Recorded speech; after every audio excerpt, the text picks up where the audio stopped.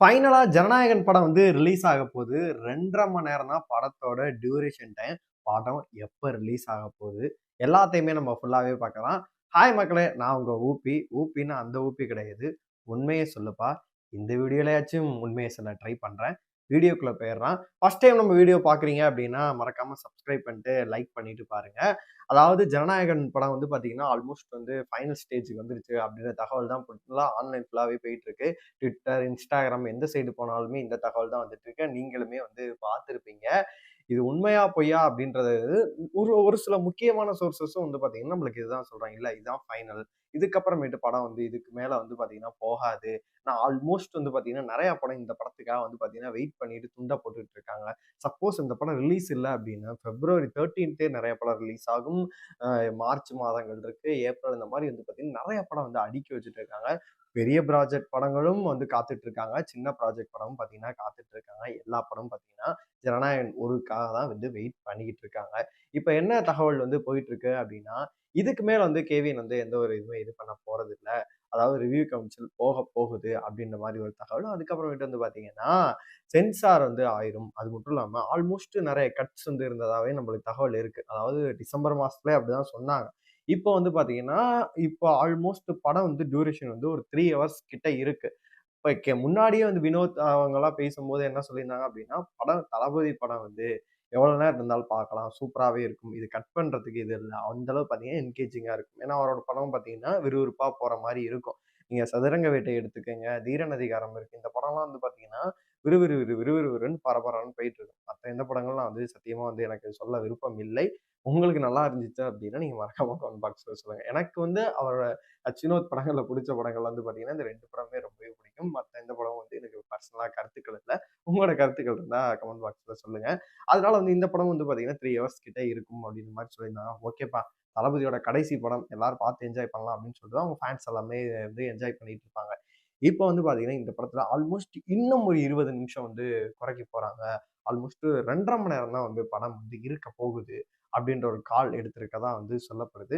சரி இப்ப இவங்களும் ஓகேன்ட்டாங்க, அவங்களும் ஓகேன்ட்டாங்க அப்படின்னா படம் ரிலீஸ் ஆயிரலாம் அப்படின்ற ஒரு தகவல் போகுது.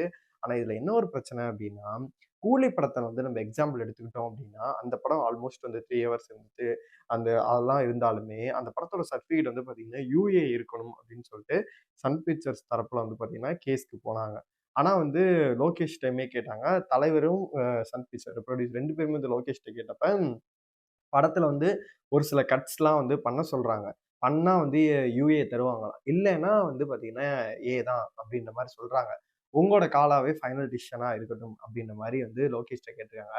ஆல்மோஸ்ட் நீங்க இப்ப பார்த்தப்பயே படம் வந்து பாதி பேர் புரியலங்கிறாங்க. புரியறதுக்கு அதுல ஒண்ணும் கிடையாது. அது வேற விஷயம். இருந்தாலுமே கட் பண்ணாங்க அப்படின்னா, இன்னுமே இதா புரியாது. அதனால வந்து ஏவே இருக்கட்டும் அப்படின்னு சொல்லிட்டு நான் தான் அந்த கால எடுத்தேன் அப்படின்னு சொல்லிட்டு லோகேஷ் எடுத்துட்டாரு. படக்குழுவா இருக்கட்டும், ரஜினி சார் வந்து ஒத்துக்கிட்டாங்க அப்படின்ற மாரி சொல்லிட்டு, சின்ன குழந்தைங்கலாம் பார்க்க முடியாம போயிருந்துச்சு. ஆனா, இப்போ வந்து இந்த படத்த எடுத்துக்கிட்டோம் அப்படின்னா, கட்ஸ் இருக்கு ஓகே. கதை புரியிற லெவல்ல இருக்கா? அப்படின்ற ஒரு பாயிண்ட் தான் நமக்கு.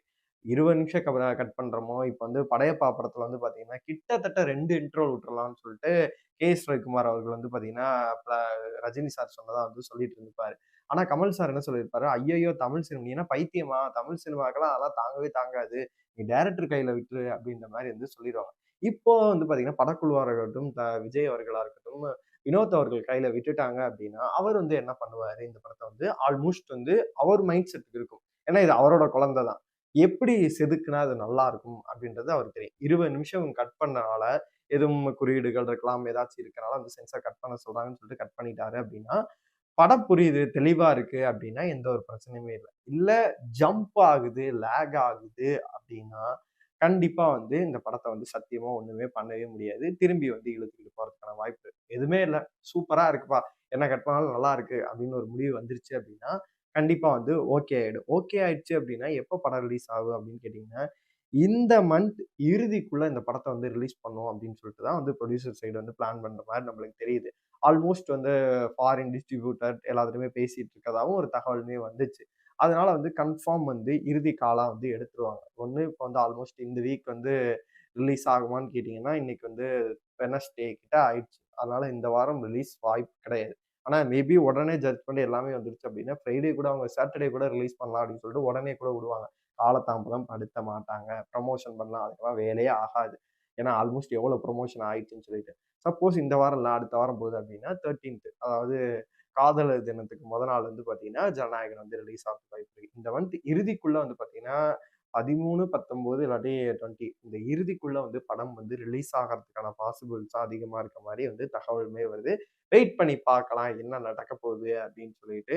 நீங்க சொல்லுங்க. உங்கள பொறுத்தளவு ஜனநாயகன்ல 2 1/2 மணி நேரம் டியூரேஷன் இருந்தா நல்லா இருக்குமா?